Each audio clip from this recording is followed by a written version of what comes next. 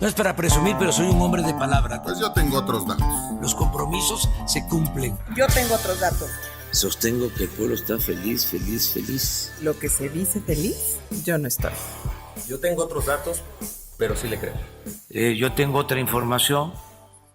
Bienvenidos a Señor Presidente, yo tengo otros datos, donde realmente quisiéramos compartir buenas noticias y decir que el presidente dice verdades, pero ¿cómo podemos en este podcast inmundo hablar de cosas bellas cuando tenemos a un señor general que le acaban de desestimar sus cargos por narcotráfico y es bienvenido con los brazos abiertos por parte del presidente López Obrador? Y aparte nos estamos acercando a una cifra catastrófica de 100,000 muertos por coronavirus en México. ¿Cómo están? Bienvenidos Carlos Arredondo, Suriel Elizondo y yo soy Carla Guadarrama. Aquí estamos otra vez, los periodistas inmundos. Bueno. Yo sí quiero ser inmundo, o sea, ni una referencia, nomás a la Reforma y el Universal. Eso no es justo. A pesar de todas las provocaciones que hacemos cada semana, no se nos toma en cuenta. ¡Qué barbaridad! O sea, Carlos lleva... ¿Cuántos apodos le has puesto al presidente, Carlos? No, se me anda agotando la imaginación. El glosario del señor presidente, yo tengo otros datos, detecta que llevamos 10 aproximadamente. El fact-checking de Así es, hay que verificar esto. Pero nada, decía.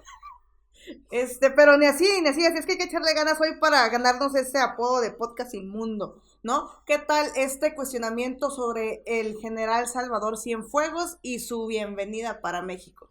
Bueno, creo que ya más digerido el tema de Cienfuegos, el tema habría que posicionarlo en qué lectura le podemos dar a las palabras del presidente ya de la mañanera de ayer, ¿no? Donde hizo énfasis de que, bueno, primero Marcelo Ebrard sale allá a enfatizar de nuevo que pues se trató de un tema de diplomacia y un tema en el que casi hubo una ofensa, según lo que expusieron, ¿no? Por parte de la Fiscalía General de la República sobre el tratamiento que llevó Estados Unidos a la justicia de Estados Unidos, la operación llamada Padrino, ¿no? ¿Por qué? Porque pues señalan que la falta de comunicación cuando hay acuerdos establecidos pues fue lo que provocó que las autoridades mexicanas solicitaran una marcha atrás en el tema del proceso que se le llevaba en Estados Unidos al exsecretario de la Defensa.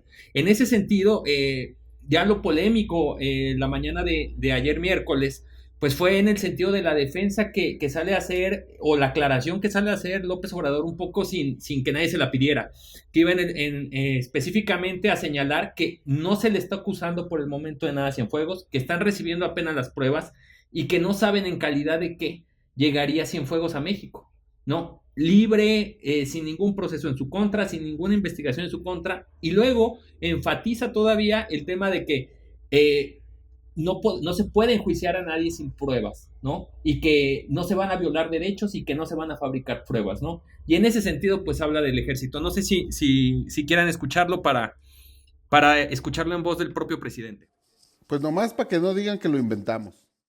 Porque luego ya ves que pues resulta que la prensa inventa cosas y dice cosas que el presidente no dijo. Es que nos falta traer un informe, ¿no? Claro, porque si fuéramos militares, todo lo que digamos se da por bueno, ¿verdad? Porque aquí, en lo que Suriel encuentra la grabación y nos dice... Ahí va. Ya ahí va. Está lista. No permitiríamos una injusticia para nadie, para ningún mexicano, para ningún ser humano. ¿Sí?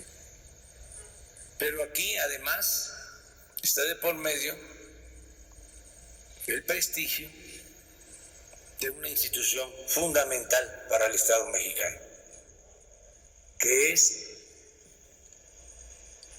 la Secretaría de la Defensa, las Fuerzas Armadas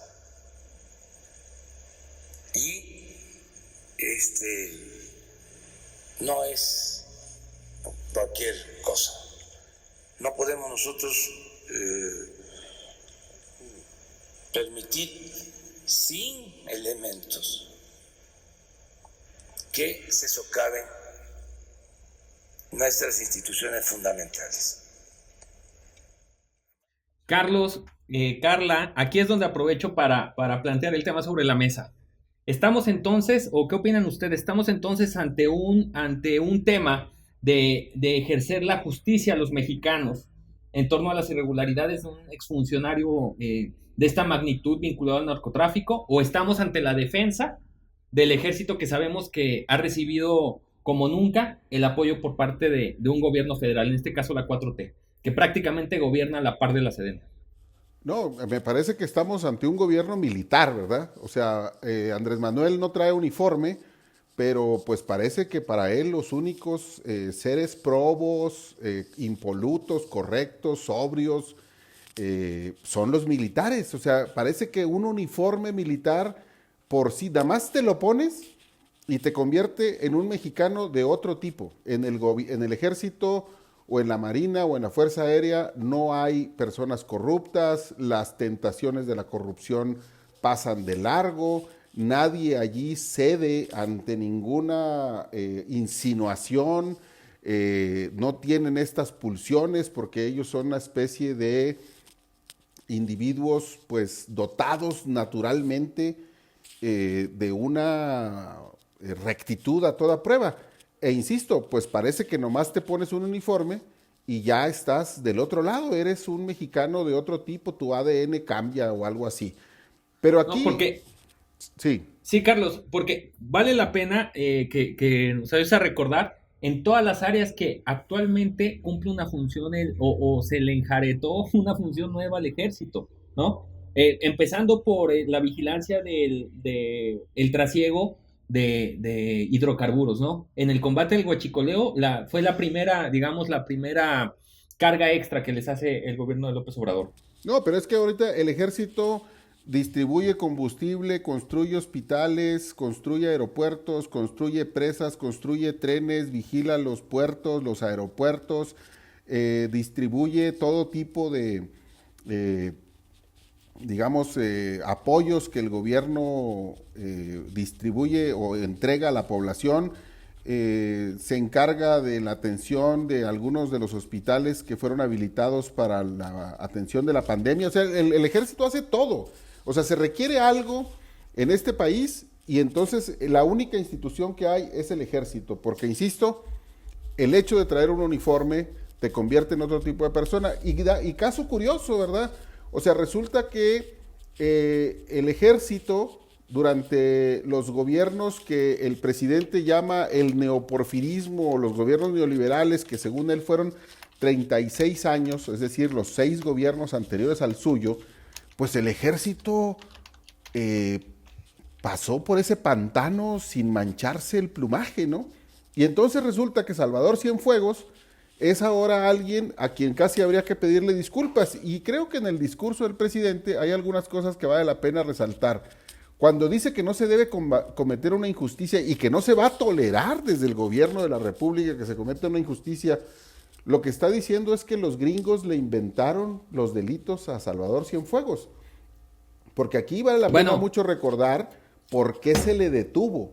Se le detuvo porque la DEA armó un caso en su contra, fue ante un gran jurado, el gran jurado lo encontró responsable de esos delitos y por eso se obsequió una orden de aprehensión que en la primera oportunidad que tuvieron las autoridades estadounidenses para ejecutarla, pues la ejecutaron en el aeropuerto de Los Ángeles.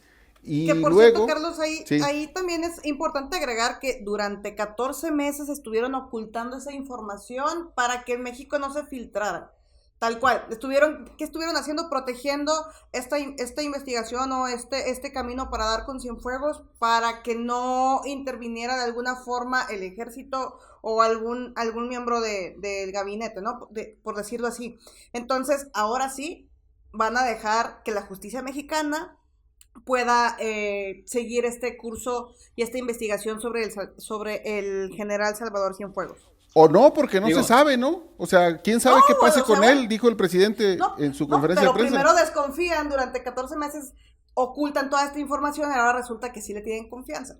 No, bueno, aparte está el tema de cómo quedamos en el ámbito internacional, ¿no? Por ejemplo, hoy, en el transcurso del miércoles hubo reacciones por parte de la fracción demócrata en el Senado de Estados Unidos en el sentido de que estaban pues en esta suerte de especulaciones que se hablan y de interpretaciones sobre el acuerdo entre Estados Unidos y México, pues que esto podría fomentar la impunidad en México. O sea, ya un señalamiento de los demócratas en Estados Unidos, en ese sentido, o sea, de esto no ayuda o de esto no hay confianza de que sí se le juzgue en México al general Cienfuegos, pues ya habla muy mal de la imagen que se tiene de México en otros países, ¿no? Además de que, bueno, el atole que nos quieren menear ahí en la boca, porque ¿qué diferencia hay, por ejemplo, con Genaro García Luna, con el caso de Genaro García Luna? ¿Por qué entonces no se quiere cuidar la imagen de las instituciones que él encabezó en el gobierno de Felipe Calderón, por ejemplo? Porque no dan afines Pues al presidente, porque ¿verdad? la única institución de la que hay que cuidar su imagen es el ejército. Y luego, ¿por qué O sea, no hay otra. Y además, ¿por qué No, pero también estamos... acuérdense otro punto, Suriel, la mañana del 16 de octubre, que es lo que dijo López Obrador. Él tal cual también decía, es parte de Cienfuegos, es parte de toda esta descomposición del régimen, y también tuvo que ser de cierta forma obligado, o como fue cambiando su discurso para defenderlo como tal.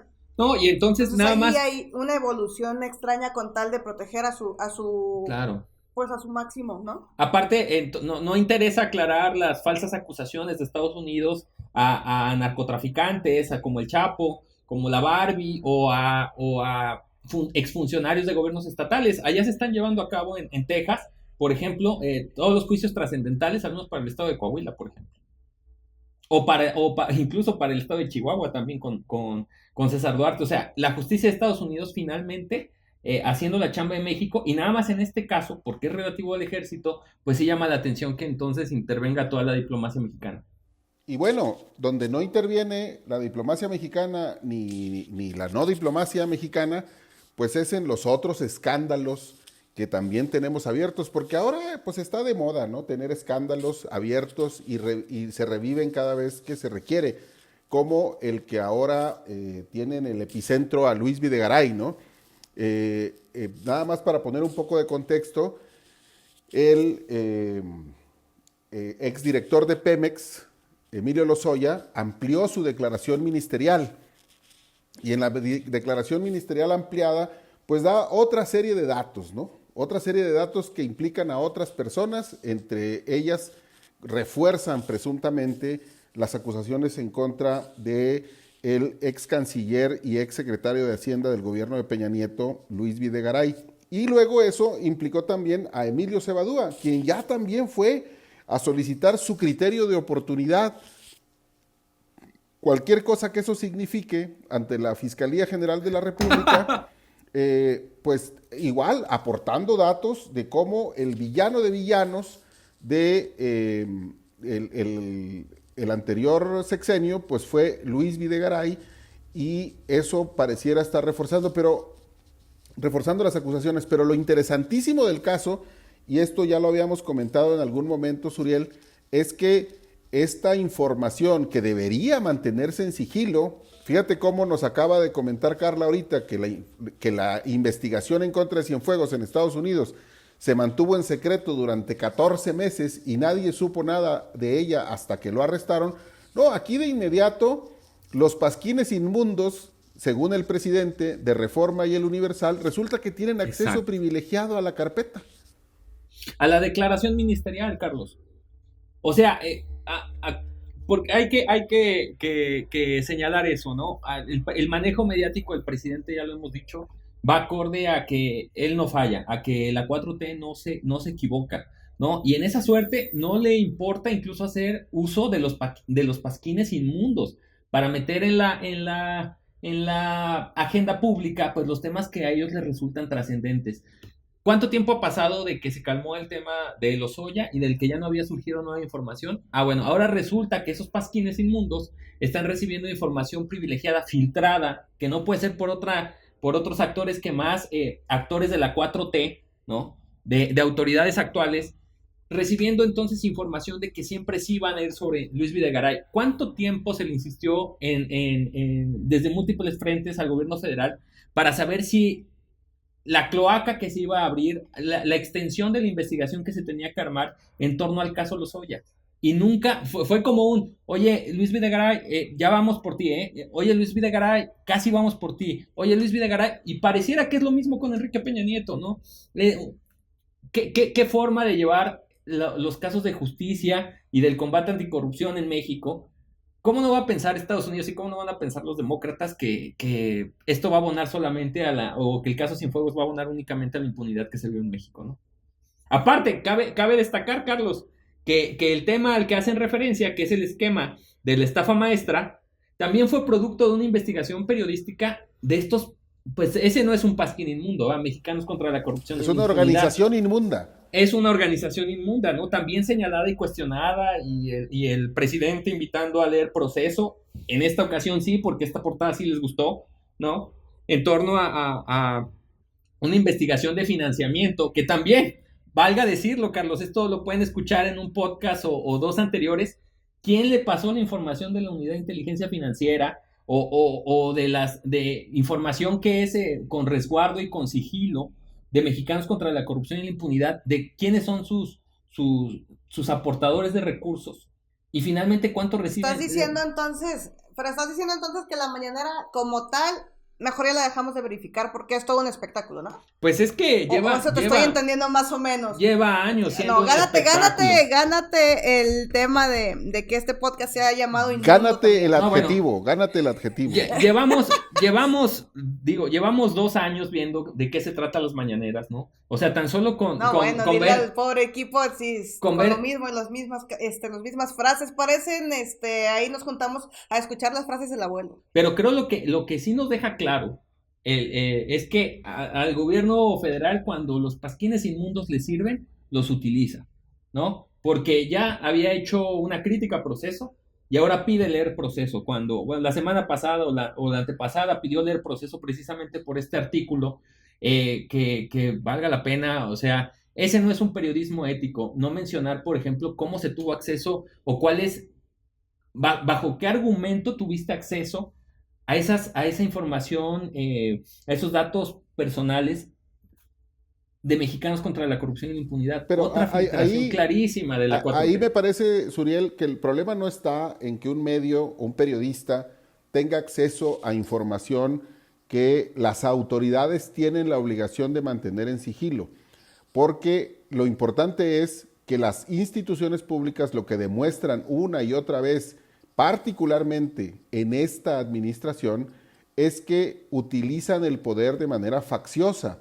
Es pues una administración con pulsiones estalinianas, ¿no? Porque además en esto hay que decirlo, el presidente no miente, es súper transparente, él es claro, no engaña a nadie. Él lo ha dicho con todas sus letras en su homilía diaria de las mañanas, en la cual ha mencionado que lo que importa en todo caso es que la gente sepa, que se ventilen los asuntos, que la gente tenga información sobre lo que está ocurriendo. Es decir, lo que a él le importa no es las cuestiones legales, los juicios llevados ante tribunales de manera procedimental. A él lo que le interesa es el linchamiento de sus enemigos. Él lo que quiere es estigmatizar a sus enemigos frente a la opinión pública, aunque luego al final jamás se les condene por nada, aunque son unos villanos de tal magnitud, ¿sí?, que deberían estar refundidos en una celda sin comunicación al exterior porque hacen mucho daño nada más con que hablen. Pero el presidente, que entre otra de sus oceánicas ignorancias tiene la ignorancia jurídica, pues no le importa eso. Lo de él es el chisme, ¿sí? Él habla para los lavaderos, para allí donde... habla para atrás, habla de alguien más, él distrae estos temas que si le están echando que porque las inundaciones él y un supuesto, un montaje que hubo allá en sus tierras, porque también hay una serie de reclamos por cómo está atendiendo las emergencias nacionales. No, él prefiere estar hablando mejor de cosas del pasado y quizá, yo voy a pensar mal, pero tal vez este tema de Luis Videgaray, este tema de Emilio Lozoya, lo de que sea de García Luna, pues lo va a congelar un rato, al cabo que ya viene diciembre, pero el otro año ya empiezan las elecciones, entonces va a empezar a utilizar este tipo de herramientas para poder sacarles jugo. No, y justo cuando estamos ante un repunte de casos de la pandemia, Carla, o sea, porque sí es cierto, están bajando quizá en algunas entidades los casos positivos, pero estamos viendo mayor letalidad del virus. Hay más casos de muertes. En el caso particular de Coahuila estamos llegando a las peores cifras en lo que va de la pandemia, después de que habíamos tenido ahí un periodo a la baja entre principios de octubre y septiembre. Y bueno, esto funciona. ¿Hace cuántas mañaneras que AMLO no se enfoca en el problema que está haciendo la pandemia en México? No, nos olvidamos del lugar de México en letalidad, nos olvidamos del lugar de México en contagios, en muertes, nos olvidamos del lugar de México en la aplicación de pruebas. Y pues también tenés algo que decirnos ahí, ¿no? Bueno, es que nos estamos acercando ya a la cifra, la lamentable cifra de 100,000 muertes en México. Estamos en estos días por alcanzarla, y nada más para poner en contexto para la audiencia, para las personas que están del otro lado ahí del micrófono, no estamos hablando de números, son tal cual, es como si llenáramos el Estadio Azteca como tal, con conocidos, ¿no? Con personas que tienen sueños, con ciudadanos tal cual mexicanos o residentes de aquí que perdieron la batalla frente al coronavirus, cuando el subsecretario Hugo López-Gatell había pronosticado en un escenario catastrófico 60,000 muertes aproximadamente. Nada más creo que nos pasamos por 40,000, pero pues ahí va, ¿no? Por 40,000 y contando, Carla. Y eso es, Sí, pues. me parece, la parte que hay que reiterar una y otra y otra y otra vez. ¿Por qué el presidente dejó de hablar de la pandemia? Pues porque no le conviene, ¿verdad? Porque es uno de los grandes fracasos estrepitosos de su calamitosa presidencia. Miren, yo hace unos días estaba revisando cosas y me encontré con esta frase que quiero citar textualmente del presidente. Dijo textualmente: vamos bien, porque se ha podido domar la pandemia. En vez de que se disparara, como ha sucedido desgraciadamente en otras partes, aquí el crecimiento ha sido horizontal. Esta frase, el presidente la dijo el 26 de abril. El 26 de abril, cuando llevábamos menos de 1,400 muertos. No llegábamos siquiera a 1,400 muertos todavía en el país. Hoy estamos casi a punto de tener 100,000.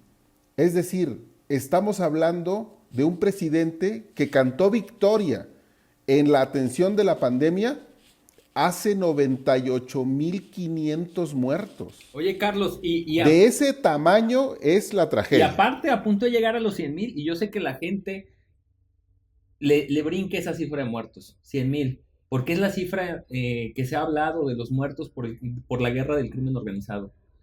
Esto en un año de pandemia, y podrán decir, sí, es que pues eso no lo puede controlar López Obrador, o eso no estaba en manos de López Obrador, o es un problema global.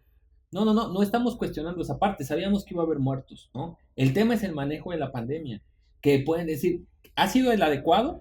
Ese es el tema de fondo, ¿no? Y parece que es el tema de fondo que no puede ser motivo de análisis por parte del gobierno federal, porque en ningún momento de la pandemia ha aceptado que ha cometido un solo error.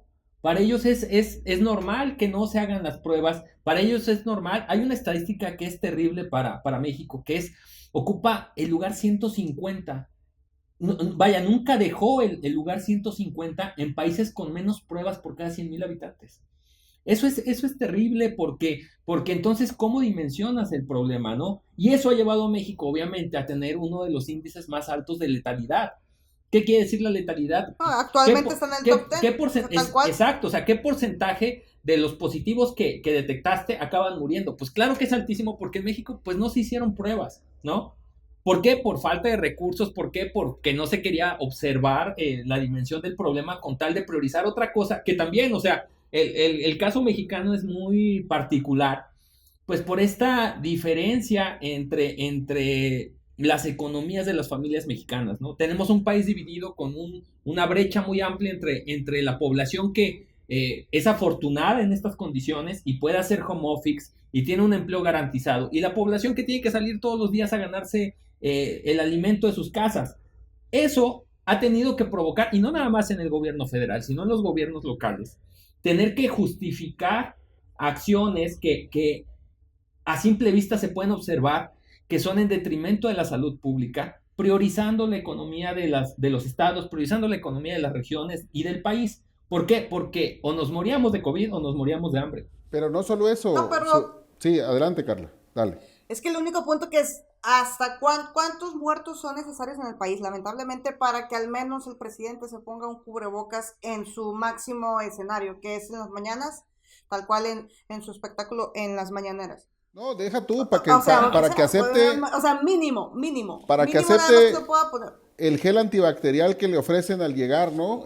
Pero fíjate, sobre esta cosa que decía Suriel, de la combinación de las cifras entre personas que han fallecido desgraciadamente por la pandemia y los homicidios dolosos, este presidente, que es, insisto, vive en Pejelandia, y lo que hay que reclamarle es que no role eso que fuma para poder ver la misma realidad que él ve.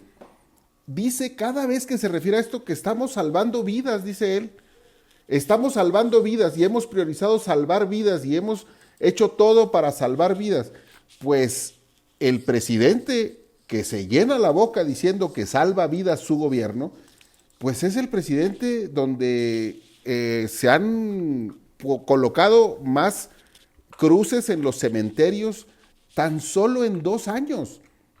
Miren, para dimensionar, a estas alturas del sexenio, en el de Vicente Fox Quesada, habían sido asesinadas 27,118 personas. En el de Felipe Calderón, 23,250. En el de Enrique Peña Nieto, 34,071.